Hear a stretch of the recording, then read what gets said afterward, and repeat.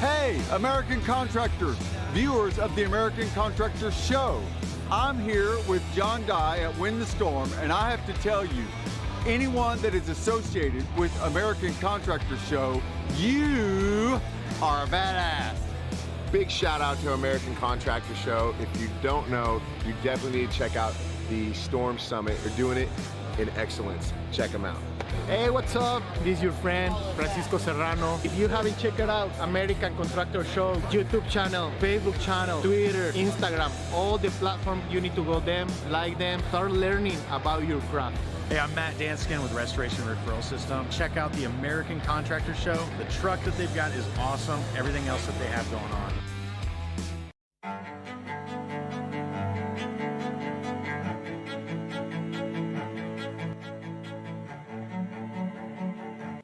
This is Larry Bache with the Merlin Law Group, helping policyholders for more than 30 years. If you have a claim or your client has a claim that needs help, please feel free to call the Merlin Law Group because we are the true policyholder advocate.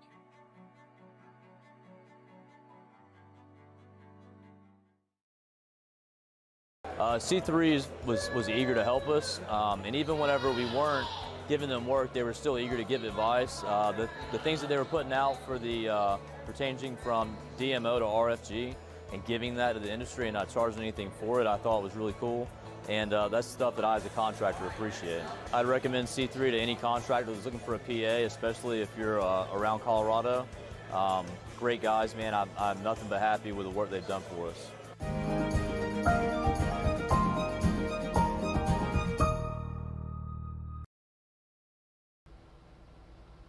Happy Monday, everyone. Lead meteorologist John Choquette here for our daily forecast. As always, sponsored by C3 Group, Merlin Law Group, and American Contractor Show. Check them out in the description below if you haven't already. Let's jump right into the weather headlines. Today's going to be a quiet one. The atmosphere is pretty much resetting itself for Tuesday and Wednesday, where we'll see a much better chance for severe weather. Though it is a fairly complicated setup for Tuesday, we do have chances for hail all the way from the Texas-Mexico border up into Minnesota. We'll try to break down what we're thinking right now for Tuesday, and then whatever happens on Tuesday is going to then impact what happens on Wednesday. So we have a much more conditional setup for Wednesday, completely dependent on how active tomorrow ends up being. So we'll kind of jump into that a little bit as well. So storm report totals so far through this past weekend. We have quite a few hail reports on your Saturday, though yesterday we didn't have anything. We're now up to about 1,343 large hail reports, and that is pretty abysmal compared to what 2020 had, which even then ended up being about an average year. We're running about 400 behind from what we saw in 2020. Hopefully we can turn that around over the next couple days, but we're not catching up to high wind reports anytime soon. So with that, we're going to look at those current conditions right now. Across most of the nation is pretty quiet. We have some high cloudiness here in Oklahoma. The only real precipitation to speak of is across Minnesota. We're still seeing some snow up by Lake Superior or by the Duluth area. Otherwise, again, it's pretty quiet and it's pretty nice across a good chunk of the country. It's finally in the 70s in Denver. You don't have to worry about any snow for at least the next few days. 76 in Dallas, 81 in Houston. And overall, a pleasant April day across the country, and that's going to lead to some pretty quiet weather, severe weather-wise. We are seeing some moisture return, though. Look at that. You got the higher dew points where you see the green here, making it all the way up to South Dakota for the first time, what feels like a year. We had some more moisture returns going to continue through the remainder of the day and into tomorrow, and that's going to set up the potential for severe weather tomorrow all the way to Minnesota. So here's that future radar for tonight. The only area where we chance that we could see some severe weather is going to be, of all places, central South Dakota, where this particular run of the models, of course the most updated run, ended up kind of cutting back on what we're seeing for severe weather, but it's going to be in the late overnight hours, and with that our hail forecast is going to kind of coincide across central South Dakota, maybe some $1.25 to $half size hail, and it's going to be after midnight tonight, so very quiet, very late, and Pierre, South Dakota is the only town that is at risk for any kind of hail late tonight after midnight through the morning hours. So here's our forecasted dew points. This is the moisture through the next couple of days. This is at 6 p.m. on Tuesday. You can see a dry line here from about central Kansas down into Oklahoma and then parts of Texas. But notice how you have the really rich moisture here with the darker greens across Dallas and Oklahoma City, and then it kind of tapers off. It's not super sharp.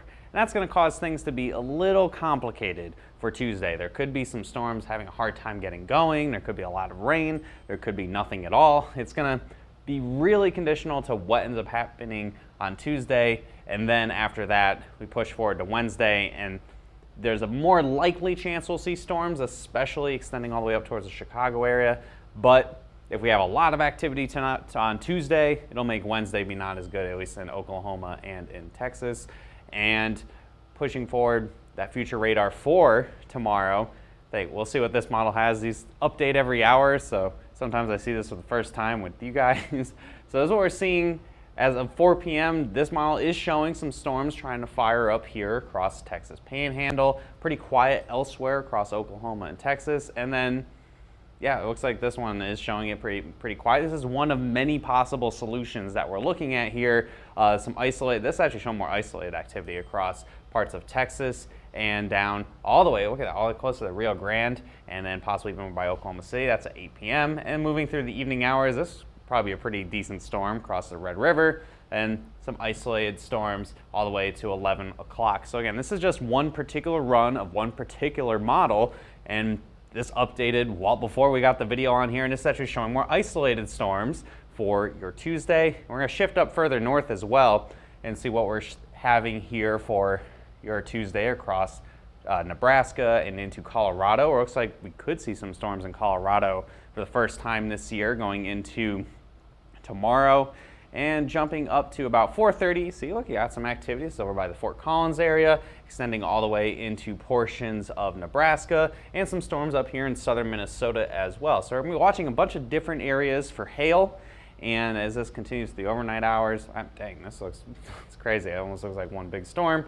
And then all the way across, Colorado could see your first hailstorm of the year. I don't think even Nebraska's had anything yet this year, so you'll definitely see some storms in Nebraska and possibly even into parts of Kansas, as this particular model is showing activity a little bit more isolated, which would be better for hail. You have a lot of rain, not so great for hail, but more isolated storms would be a little bit better for that hail. So this is what the significant hail model is showing for tomorrow. So kind of coinciding what we just saw on that future radar. Anywhere in here where you see the yellows and then the darker oranges, that's where you have that chance of quarter to upwards of larger hail. And this run, it's showing, your best chance for hail is going to be here across Oklahoma and Texas, but there is that chance for some hail as well across Nebraska and into Colorado. So most of the risk cities for your Tuesday, I'm saying Midland, Odessa, way back by the dry line in southwestern portions of Texas, have a moderate chance for some hail. Fort Collins, this first time you're showing up here this year, a moderate low chance right around the center of the storm, where you see some storms firing off the mountains. Minneapolis, the storms might be south of you, but you got that chance. Oklahoma City and Dallas, I think, are both pretty low for your Tuesday. I think a lot of this activity is going to be off to the west of you guys. And then Lubbock, storms might be forming just to your east, very possibly. So moderately low chance for Lubbock for tomorrow. This is going to be your hail forecast for your Tuesday. It's a pretty big area here, and expect this to likely change tomorrow morning as well. Your main highlight, your biggest hail potential is going to be across Texas and western Oklahoma, and then another secondary one over here by Nebraska and into northeastern sections of Colorado. Could see some marginally severe hail as well across Minnesota. Breaking it down by cities here, again, that moderate chance for Midland, Odessa. Low chance for the I-35 corridor from Oklahoma City to Dallas to Wichita, right behind my foot there. And then you have Fort Collins. I'm bringing that hail risk all the way right to the edge of the Rocky Mountains there. For Fort Collins, this is going to be north of Denver, the Fort Collins area, Greeley area, and then over by North Platte, you can see some bigger hail with more isolated activity up to golf ball size hail there. And then finally up by Minneapolis, you could see some hail as well tomorrow, upwards of $50 size. Again, all subject to change. It's a pretty complicated setup, and a lot will likely be ironed out between right now and this time tomorrow. So make sure you guys check it out tomorrow, where we break it down even further for that hail forecast. So what does this bring for Wednesday? You guys saw that potential there. This is the initial idea. Somewhere across central Texas into north central Texas, most of Oklahoma, possibly even all the way up into the Great Lakes region. We're going to have to watch this super carefully again. What happens tomorrow will really impact Wednesday, especially here in Oklahoma and Texas.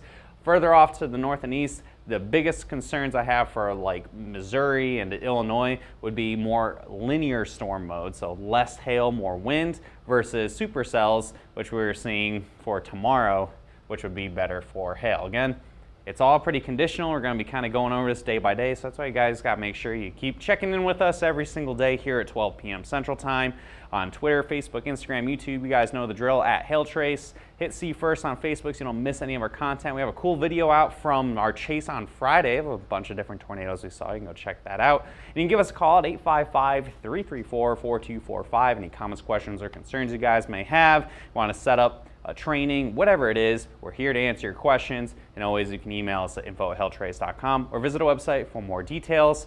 Hope you guys have a great rest of your Monday. We'll see you again tomorrow at 12 p.m. where we'll really break down what we're going to expect for Tuesday. Have a good one, guys.